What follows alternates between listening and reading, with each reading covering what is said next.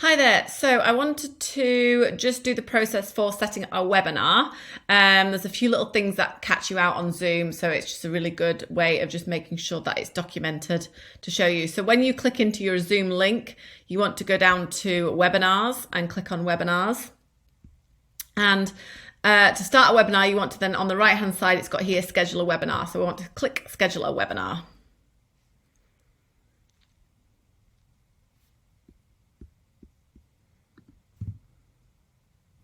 Okay, so in this, we're just going to, for today, we're just going to show you how to set up a webinar itself. So you want the topic name, and then you want to put in the description of what it is.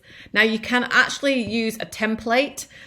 So when you've done your first webinar, I highly recommend that you save it as a template because it saves all the fonts, all the branding, all the notifications and tick boxes on here. So it saves you then going back through that list and wasting some time. So this is a really good way of doing it. So I highly recommend that you click on a previous one. But for today, we're going to show you it from the beginning.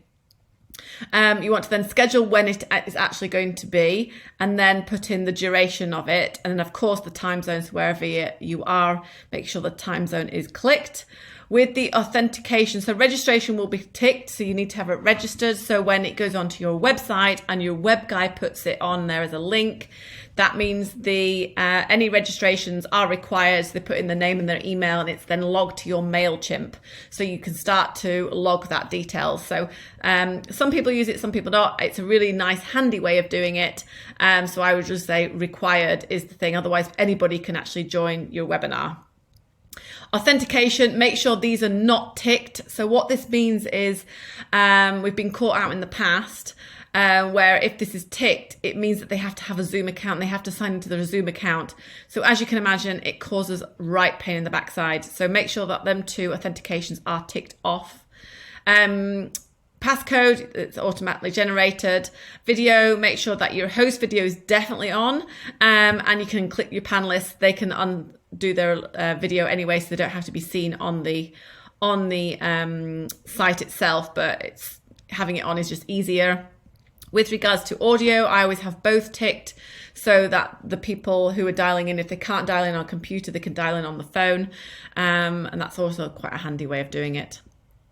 With regards to the options, I make sure that Q&A is ticked off because I want people to use the chat. So otherwise it gets really confusing that you have chat and you also have Q&A. So it's a bit of a pain.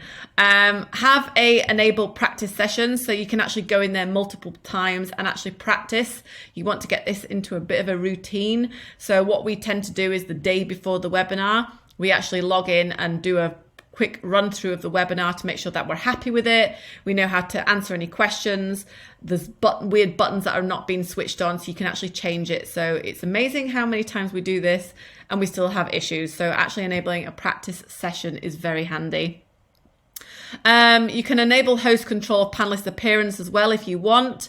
It doesn't really matter. If you know your team, they can have that on there. You can also have the webinar on demand later on. So there's just some little quirky things that Zoom have. But what we tend to do is download the webinar after the recording, and then we can upload it as on demand later on. I always make sure that the webinar is recorded,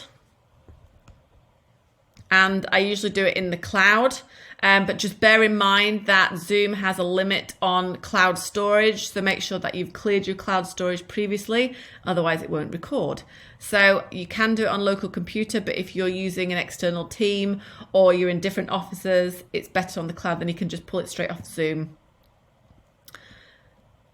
With regards to hosts, if you have more than one license, you can have more than one host, which is very handy. If you don't, you will have them as panelists. So now we're going to schedule the Zoom account.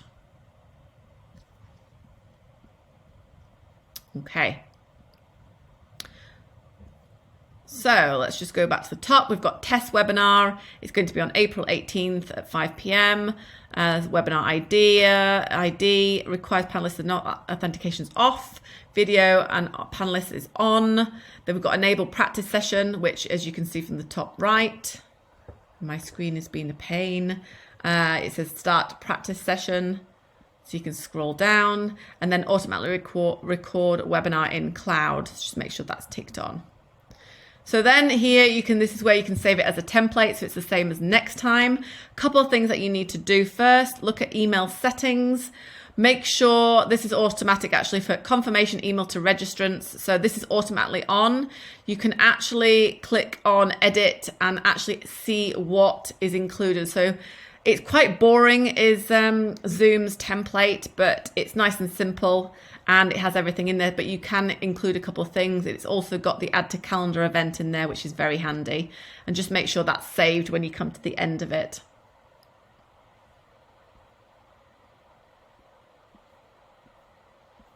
Okay, so going back down, clicking on email settings.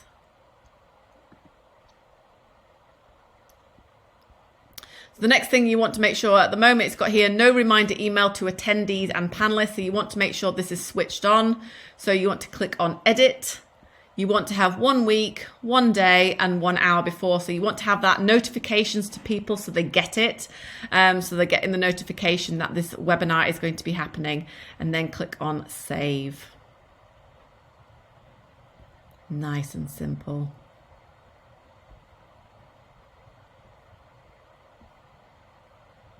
Okay, so that's done. You can actually have follow-up emails to attendees and absentees as well. So you can actually have that. And we also have in the process document that you can have emails for both of those. What I tend to do is download the list and then upload that into MailChimp. So then I've got it all in one place. Otherwise you end up with different lists being built in different areas. So we recommend that you put that straight into a MailChimp list under webinar, and then you can then invite them to sign up to your newsletter. A couple of other little things here is invitations. You want to invite the panelists. So let's just do here, Erin, and then go Erin at elaineball.co.uk. Then you can add another panelist if you want, and then you can click save. So it says here, send invitation to all newly added panelists, and then you click save. So that means an automatic email has been sent to Erin. So she will get that notification, and that is you done. Nice and simple. We will come back and do a more advanced Zoom setup, which will include polls and surveys, so you can actually have that in there. And also with the branding, I will come back and do a branding one as well to show you how to start the branding. With regards to this, from the practice session, just a couple of things here I want you to note. When you do the webinar, so when you go into the practice session, this is quite a good way of just making sure that these are switched on.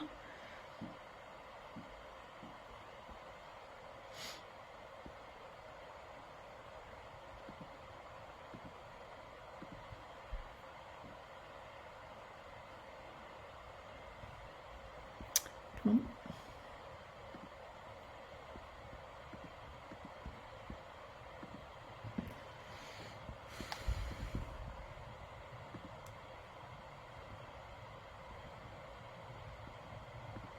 And it doesn't want to open the window.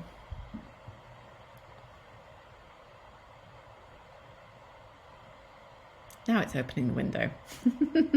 Okay, so as you can see here, you've got here, you are in practice session start webinar, so that's where you go in to start the webinar. But one thing I want you to note is the chat facility. So click on chat, and when you click on chat, make sure that you click on the 3 buttons, and it's got here, just make sure this is a bit higher. It's got panelists can chat with everyone. And then click back onto that 3 dots. Attendees can chat with everyone. You want to make it nice and simple that people can chat with each other. And that's all we are for now.